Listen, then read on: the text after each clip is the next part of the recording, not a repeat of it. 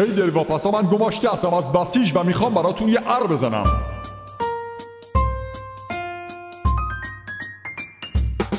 تو این نظام ما سرگیجه داریم، همه به دپرس دوچاریم. جام زهدست عظما مونده، به جون تو فاتحش خونده.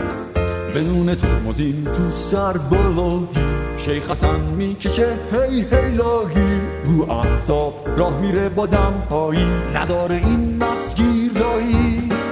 ای امام به دادمون برس، زیر بام داریم میشیم پرس. ای امام مذاکرات چی شد؟ آزمون ببین کشک سابی شد. ای داد از ولایت آشناشه، درمونش بخور خشخاشه. ولی مشتبا بگه الباتش، میگه بمب آورده باز پرستاتش. حالا این بسیجه که سرش بی کلاست، گردنش شده سپاس.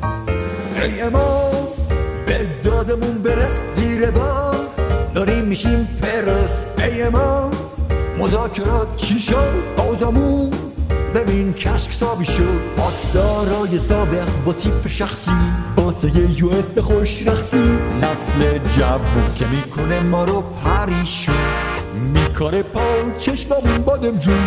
ما رو میرخصونن خلیجی، کی هست به فکر بسیجی. ای امام به دادمون برس، زیر بام داریم میشیم پرس. ای امام مذاکرات چی شد؟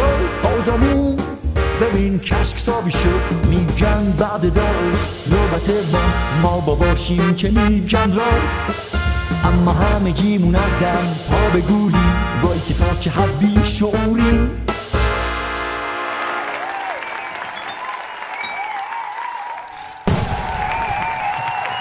میدونم خوب بود. آره شما خیلی احمقید. شب به شهر